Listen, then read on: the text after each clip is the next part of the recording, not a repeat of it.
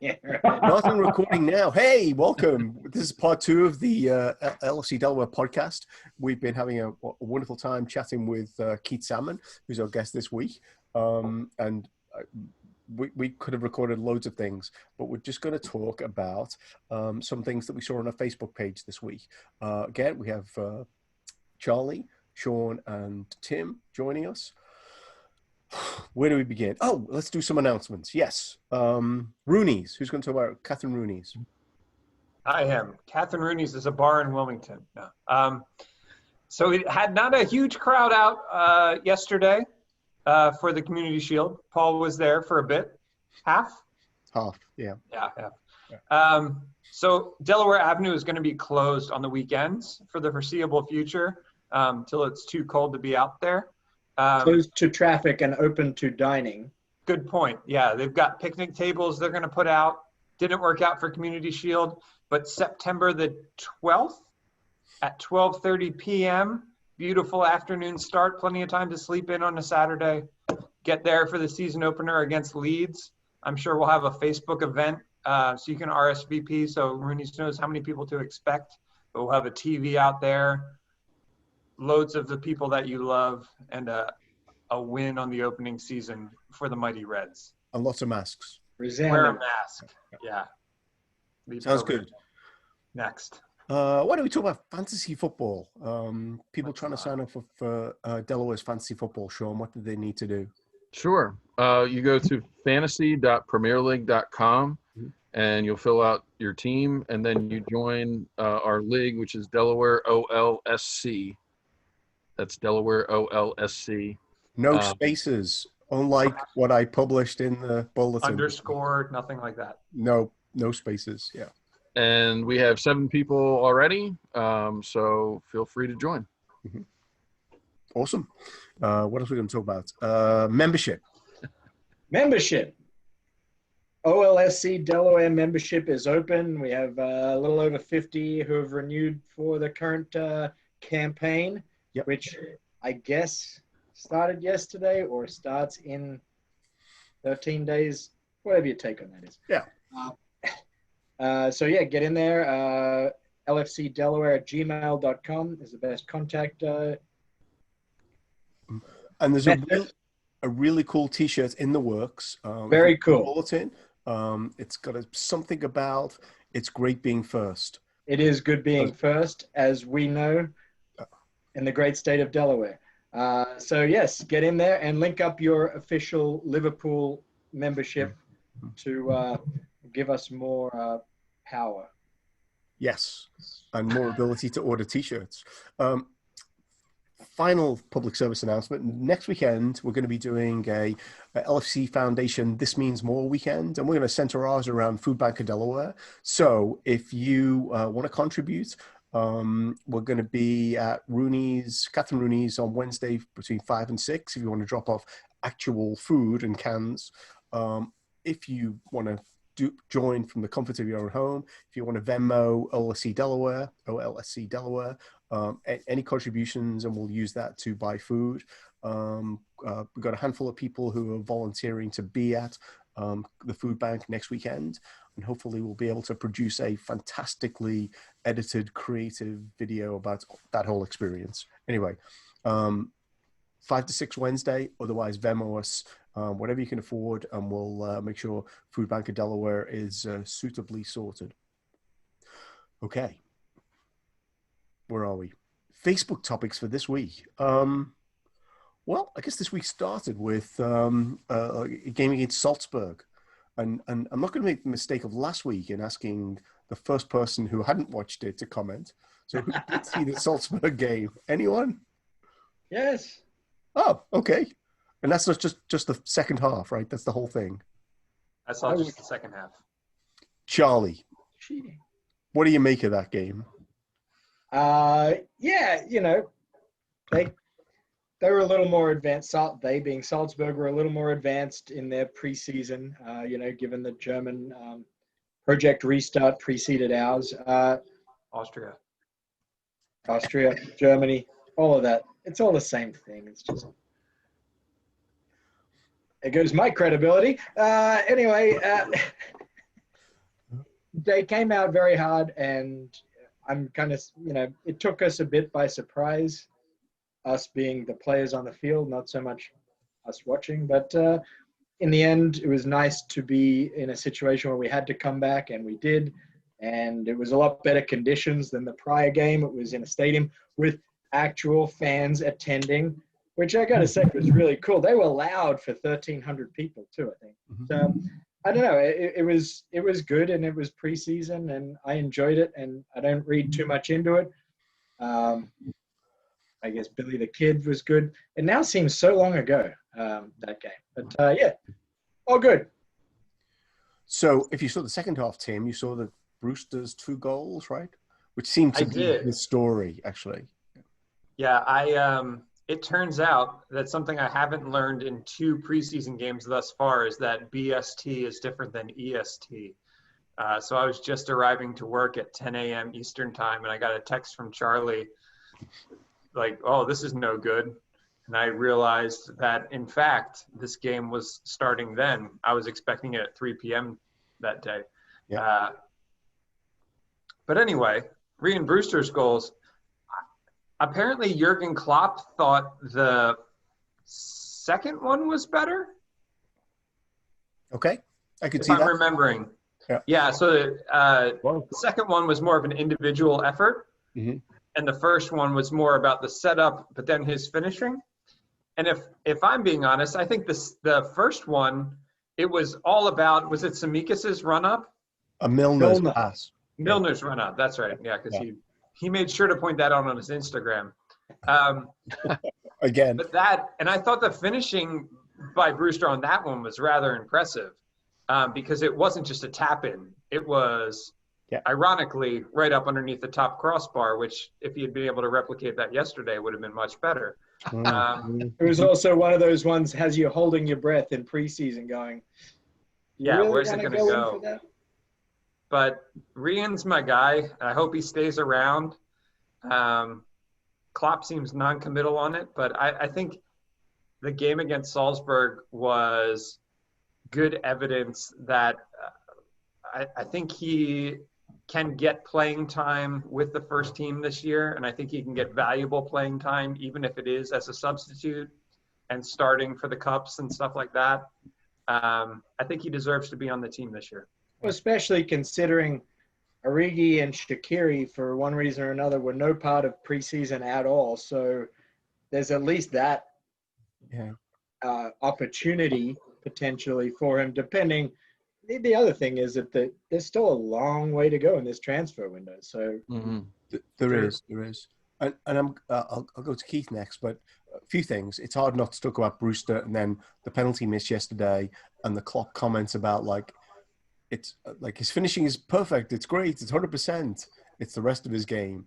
It kind of make you wonder about where he sits in the pecking order. I don't know if you have a perspective, Keith.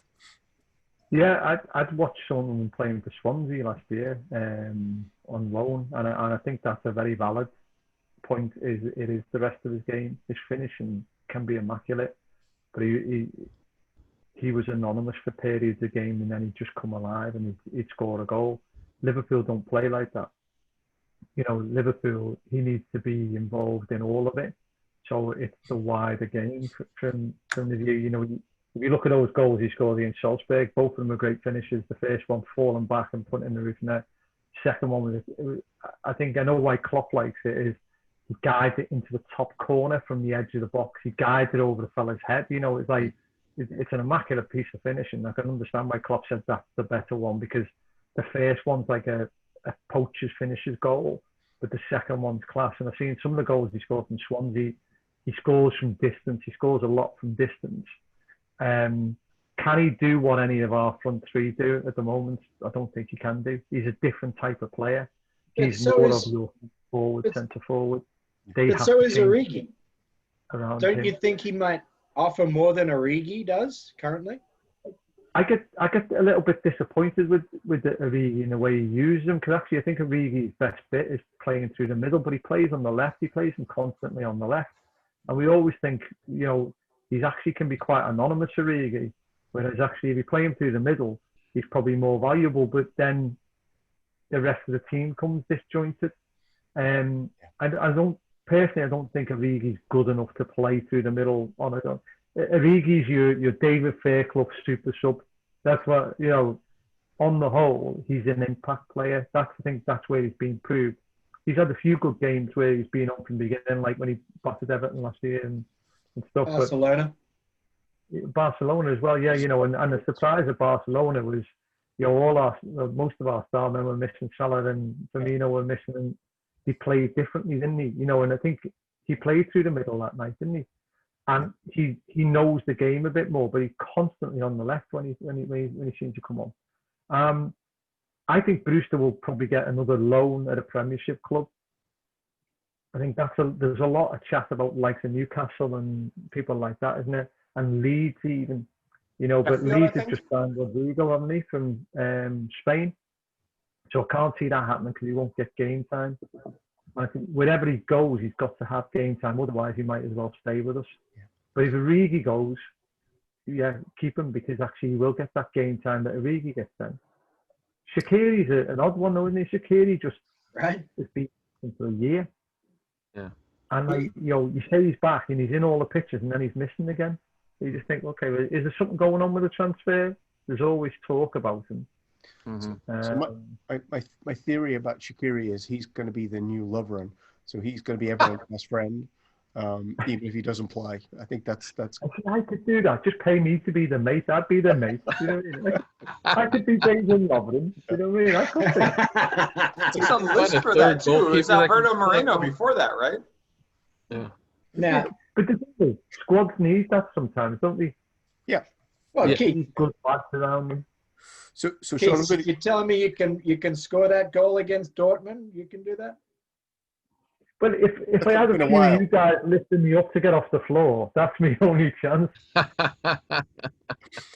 Actually, it's complete tangent. I should have left this to the last Liverpool thing you thought about this week. The Anfield Rap guys were talking about how they felt like they could play left back for Liverpool for a little period when they've got like Mane and Wijnaldum in front of them, and they've got Virgil van Dijk. They thought they could come on for 30 minutes and cope playing that role. I don't know how true that is. Final word on Brewster, by the way, Sean. Don't know if you had a chance to.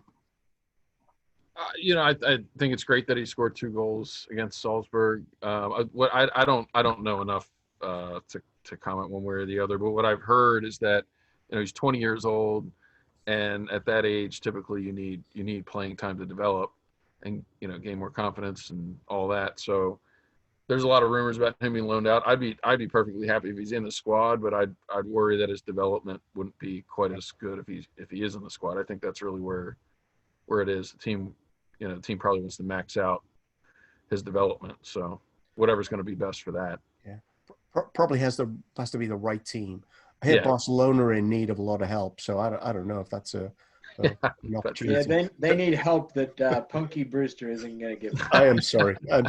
We should not have detoured the Community Shield. I guess there seems so much to talk about that from my perspective about the Community Shield. So what's that? The curtain raiser that happened yesterday? Is that what they call that? Well, many things we talk about, like the Twitter meltdown on how many transfers we haven't done because we're afforded us to lose. Let's not talk about that. Minamino's first goal. There's Nico Williams' performance, which I can't believe personal opinion, can't believe the negativity around that. Right. Klopp's interview was very interesting, where he talked about they only had a few chances, they play a low block, we need to figure that out. Well, look, back... I guess we'll start with you then, Charlie. Go ahead. Well, you started me off. Nico Williams is playing behind not Jordan Henderson, who allows Trent Alexander-Arnold to be Trent Alexander-Arnold. So now all of a sudden he's facing that. And I mean, give the guy a break. Come on. I mean, a little bit of perspective here, people. Yeah. So I could see how so Neil Atkinson on the Alpha Rab was saying, basically, of all the teams you could play, the team that we shouldn't play Nico Williams against is Arsenal, because they've only got one threat, and it's down the left-hand side, and it's Maitland-Niles, and it's Tierney and Aubameyang. So, some of it definitely comes from there. So, yeah, I thought he wasn't great, but he's a young player, and he's playing behind Trent, and he's playing against probably the best striker in the league. So, it's not, he wasn't that bad. He had a bad game for him compared to other times I've seen him play. But I'm not ready to say he shouldn't be playing this year because he had an off game against Aubameyang. Yeah, it was a little overboard. But I think he had not a great game, but that's going to happen with a young player like that, especially when you're trying to play that role. One of the things I saw that was interesting was that you can't really, the system doesn't really work the same if Trent's not playing in that role. He's like a unicorn as a player. You're not going to find another player that can emulate all the things he can do. So it's unfair to think that Nico could do that. Right. And then Henderson wasn't playing either. So that throws things off a little. And yeah. But once again, it becomes obvious when Hendo's not in the starting lineup, Yeah. Despite ESPN saying that we really should be looking at offloading him. Well. Charlie, we are not going to discuss irrelevant nonsense rumors. But I'm a bit struggling with unicorn, Sean, but I'm going to move on. I heard somebody wrote that, and it stuck out to me too. That's why I mentioned it. But hanging out with your girls too much. Oh, yeah, well, there's that too. Yeah, daddy corn. So Keith, we don't have to talk about any more about Nico because I do think some of the stuff about him was overdone. What was your takeaway from the game? I'm assuming you watched the game, by the way. Yeah, I did. I had 4 13-year-olds for company who were obviously they're not the best company to watch football with. They're on the phone going, whoa. I went, watch the game. Do you know what I mean? They're watching it on the phone. What's the match? What's going in front of you? Yeah. And they're talking the biggest load of rubbish ever. It's worse than Twitter half the time. But I think, it's a bit pedestrian first half. I think until they scored out the blue, really, just thought, I think Liverpool should have been 1-up before, and Milner missed an easy chance. It was a bit slow and predictable, which they can be at times. As Charlie said, they missed the energy of Jordan Henderson's like the man who gets them going, and I think second half, he really came to life when Minamino came on. And I think he got his just desserts. It's nice to get a goal. You could see he's more confident. He looked like he had a good time in Austria. He looks like he's coming out of his shell. He looks a quiet guy, doesn't he, off the pitch? Mm-hmm. Yeah. I think he's blending into the group at the worst possible time. I did it. And then once Liverpool equalised, it only looked like them you were going to win it for the last 10, 15 minutes. Yeah. And I think, the last 4 or 5, both of them settled for penalties. And, charity shields. I took Charlie last year and we got beat by City. It didn't do us any harm. I think the way Klopp looks at it is it's more about what's in your legs. Yeah. He's not that fussed if he wins it or not wins it. He got a lot out of yesterday. And, Ryan Brewster with his penalty, he'll learn from that. He's a good kid. And you can see the togetherness that after he missed it, he was gutted. And actually, Liverpool stayed around on the pitch. I don't know if everyone noticed this. They stayed around on the pitch and they clapped them off, which is great. Mm-hmm. Not like Man City do for us. Bernardo Silva, we're talking about you. Yeah. But actually, you could see they were also fuming as well because you really want to win. If you don't go into any games where you go, I don't want to win, Klopp will accept not winning, but he won't accept it from 2 weeks' time. Mm-hmm. So, there's some good stuff. The front three worry you a little bit at times. They just looked off the pace a little bit. But actually, I think sometimes in those types of games, I think Klopp probably says, take it easy, boys, and don't do yourself any damage. I read an opinion piece said, we lost 2 straight community shields. If we can make it 10 in a row that we lose, I'll take that. That's the winner. That's brilliant. Yeah, I said I'll settle for being there again next year, losing it again. That's okay. So my short-term perspective was we play Arsenal in a month. Do we want to beat them in the Community Shield or beat them in the league? Pretty sure we'll take the lead, right? Yeah. I want to shout out. I thought Naby looked great when he came on. I thought that was really the change in the team that I saw is when Milner came off for Naby. It to me that changed. It just changed the whole pace of the game. Like we started forward to the middle, don't we? We were controlling the midfield when he was. That made it that was a formation change, including Minamino. So that too. Yeah. Nabi was great, Minamino was great, but the formation change was great. So tough to say if it was any one particular of those three or all three together, but that really did change things. Yeah. So I feel like we do a whole segment actually on how many formation changes he made in the second half yesterday, because it felt like at one point they were playing like 4-2-4, they were playing like 3-3-4 with like Minamino, Firmino, Salah, and Mane. And of course, when they had the ball, it was a 3 at the back. You know, it was very, very unusual. Yeah, I feel like it's probably a conversation for next week. Couple of things before we close. We got to pace ourselves. We got 2 weeks. Well, I've got one big question and one small question. The small question is for our German football experts.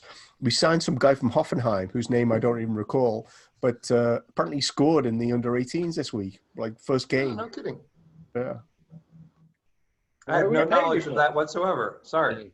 I saw that we signed someone from Hoffenheim, but I don't know anything about the kid. I read it about the story when we signed him. That was it. So haven't we signed 3 or 4 goalkeepers in the last week or 2? We're stockpiling young keepers. I have no idea. One of them is one of the keepers is a lad from I think it was Valencia or Villarreal. He's only there on a trial at the moment, but they got like 5 keepers. Wow. You know, like when you were in Austria, I think they had 5 keepers doing training. Kelleher was there. I think his name's Calderon from Valencia, and then you had Karius. A Polish kid too, yeah. I know. What are you going to do with Karius? They're going to sell him. We're going to have a full-length Baywatch. The Baywatch video. Feature-length Baywatch video. He's going to be great. Where's he going next? Yeah. Poor Karius. So I feel like they need to move on if we're going to talk about Karius. One of the things would be this week, Sean messaged Tim and I at least about like the XG stats not being so. For those who aren't familiar, XG is essentially a measure of how likely you are to score any particular chance. And so it generally gets showed on things like ESPN and BBC, but no one really talks about it. Interestingly, Liverpool were like 2-1, I think, on XG in yesterday's game. Anyway, but Sean's text was Liverpool stats people don't use XG as a measure, which might go some way to explaining how Liverpool's exceed their XG and the XG against by more than any other team in the Premier League at this point. Yeah, it's a mystery what they do, but they have all these advanced data scientists from CERN and all these people working under Michael Edwards, but apparently XG is not one of the stats that they look at. So, people wondering why we're not signing more players. I would just say there's a good reason that we have a almost perfect transfer record over the last 3 years. By all accounts, we're way more advanced than almost any club in the world when it comes to this thing. So, but I did think that was interesting because that's a common one that people talk about, look at, but apparently it's not one that our guys use. So I'm going to kind of build on that, because today I read James Pearce answering a question on The Athletic saying he wasn't concerned with Liverpool's transfers, but what he did say was he would be concerned that if in a month's time we hadn't got a replacement centre-back and a left-sided forward. It was very specific. In a month's time, but we have 2 more months in the transfer window. So yeah. what's the hurry? Yeah. So it seemed very precise, though, a left-sided forward. Yeah. I don't. Yeah, that is interesting. Yeah. Huh. Why set arbitrary dates when you have a specified date? Let's stick. Well, I think you're bringing someone in October 5th, though. You've played 10 games already. I think that's. Well, if we bring someone in today, they're not likely to be playing with us before October 5th anyway. Right. Thiago. It's a setup. Here we Keith, go. what are your thoughts? Not going to mention Thiago, to be fair. I think too late. Nobody mentioned Thiago. I wasn't planning on it. Yeah. James Pearce knows a lot of stuff. Yeah. You know, he's close to the inner sanctum. I'm not, but I'd be quite surprised if they don't add anyone in the window. I'd be a little bit disappointed. But also, what I've been looking at is the meltdown on Twitter is obviously mad, but you just go, now is the time to seize it. But you need to seize for Klopp's formation and what Klopp does. You need to get the right person. He's not going to buy anyone who upsets the apple cart. And also, he's quite specific. You know, when you say James Pearce is very specific about what he wants, Klopp's very specific about what he wants, and he waits for what he wants. I think you found that with Van Dijk, and you found that with, you know, getting players in that he wants. You know, he will wait, but also he won't just fill gaps. And it's quite interesting with Tsimikas. You know, you just go, when it was done as a it was like, oh, he's second best to Jamal Lewis, but actually when you went actually into the transfer side, it was already on the go, and they'd been watching him for a long time, and he had a lot of knowledge. He had a lot of knowledge, and you know, these people on Twitter go, oh, buy him and buy this, spend 200 million, buy Messi, you know, well, what are you going to do with him? Messi will just kill your team. You know, you've got to buy the right players, but it is come to the point where I've said it for a year. Those front three need a break. And with Coutinho, when Coutinho was there, 3 out the front 4 would play and 1 would get rotated and have a break. They don't have that, and they've been playing full count for nearly 2 years. So I wouldn't put it past the realms of possibility. You might see a little Phil end up back there. And I think Thiago will sign, but I think if he signs, I think you'll probably see one out of them move on. I think there's only room for one of them. They do need another centre half. You know, unfortunately, Matip, I love Matip, but he's made of glass. Joe is not the finished article for me personally, but you need competition in that place. You do need that competition, and you don't really want Fabinho dropping into centre half, even though he can do a job. That was interesting to see him play there in the Community Shield, but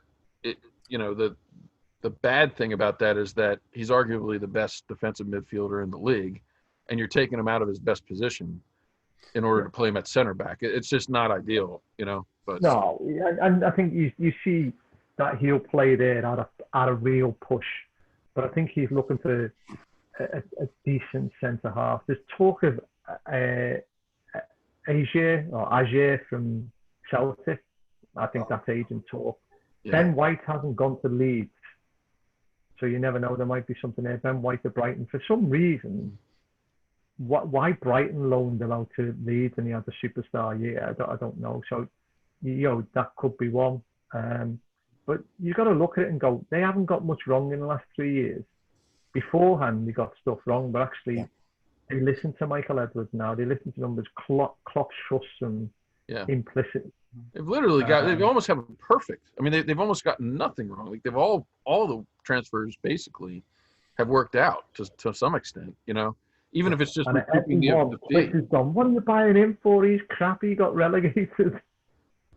Yeah, it'll send you up the wall listening to the Twitter. But I think yesterday watching Fabinho go back to centre back, you know, okay, so we need a right back with more defensive nous than Nico. We got Joe. Okay, he doesn't have as much going forward, but he's better going back. But that really, to me, well, maybe we don't need to free up that much more room to sign a Thiago if Fab is now, in fact, one of the rotation options for the centre backs. And, you know, so then you got, you know, Genie can play it at number 6, but so can Hendo when he's fit. But now we got Thiago, who that's his preferred position too. So, you know, maybe that not necessarily buying a replacement Lovren, maybe that creates enough room in the squad to add a Thiago. I'm not convinced, but it's working its way towards that eventuality, in my opinion. So there's a lot in that. A lot in that we could unpack. I think one of the things that I would say is that Thiago is not a Liverpool player yet, but I think a lot of the times when we play like the bottom 14 or whatever it is in the league, like whoever's centre back, occupies a very similar position to a central midfielder.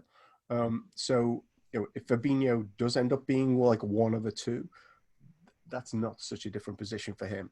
Yeah.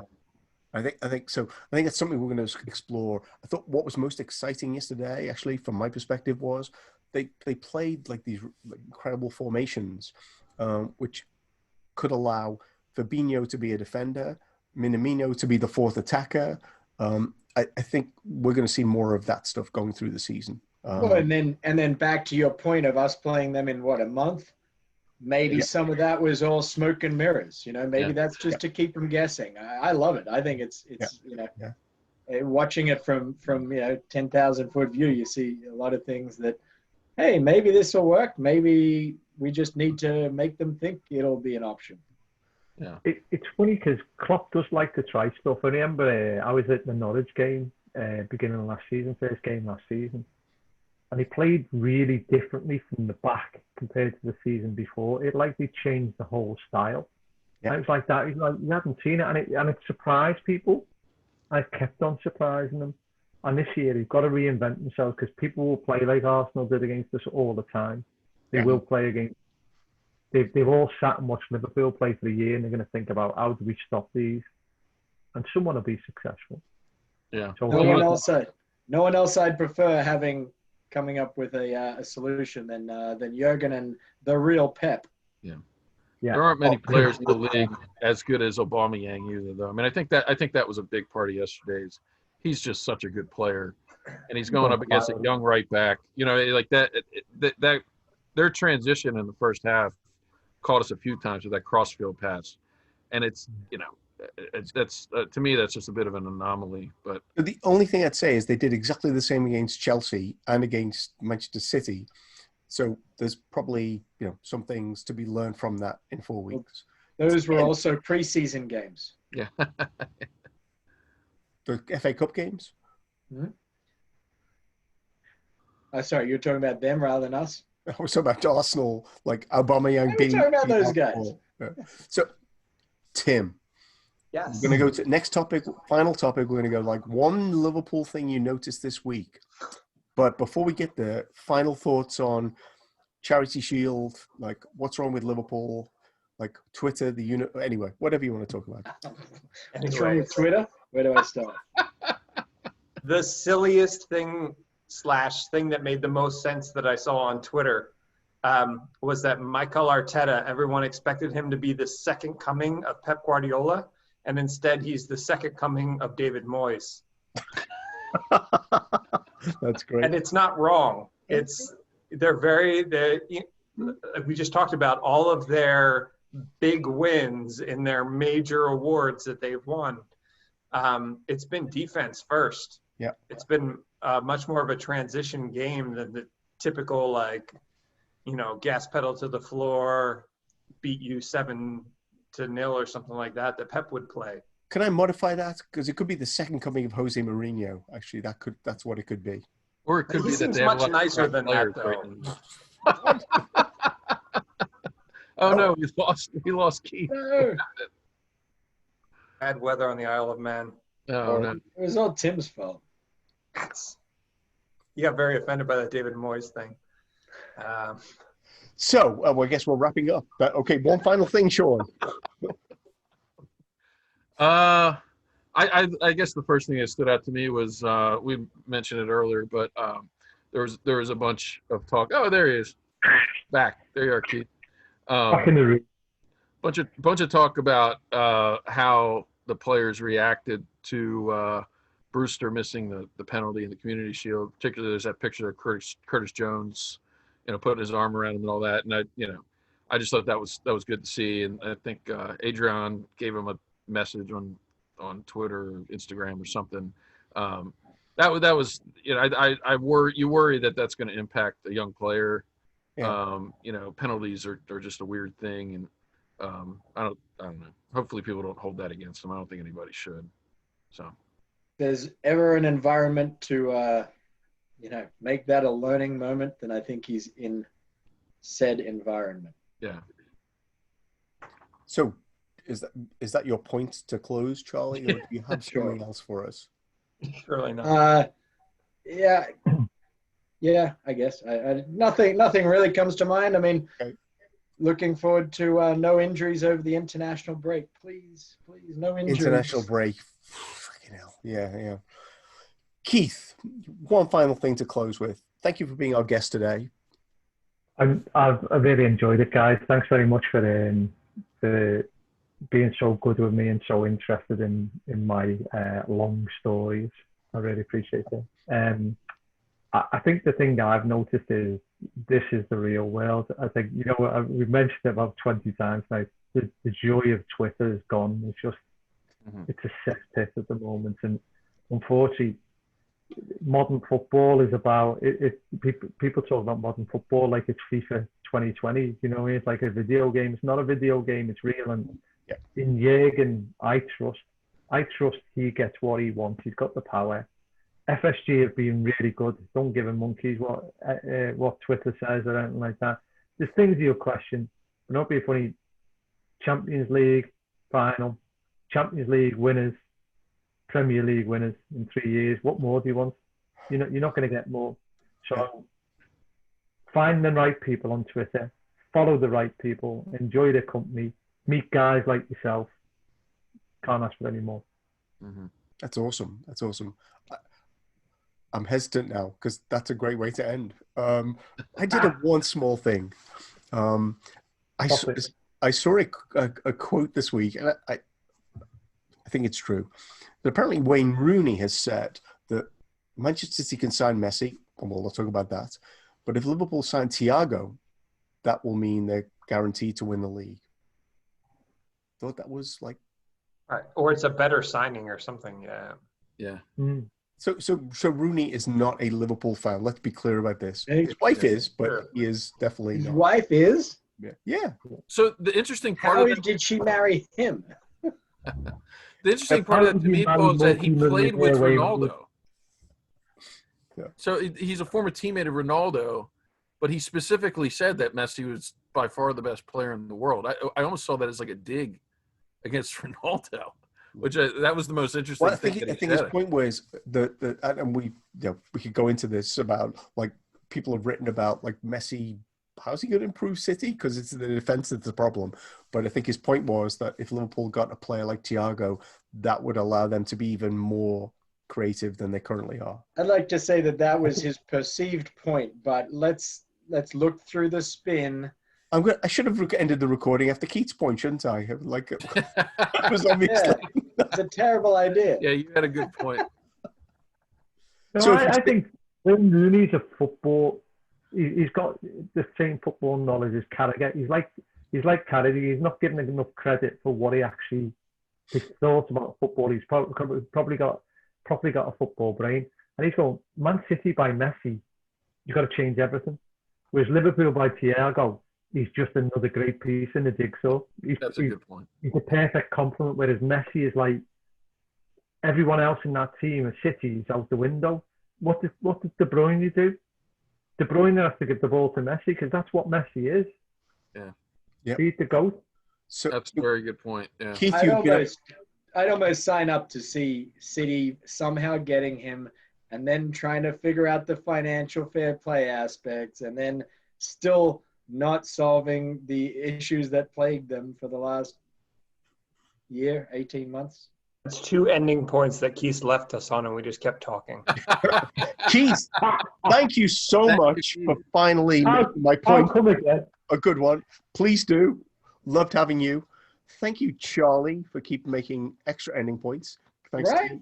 You're welcome. That's why you keep me.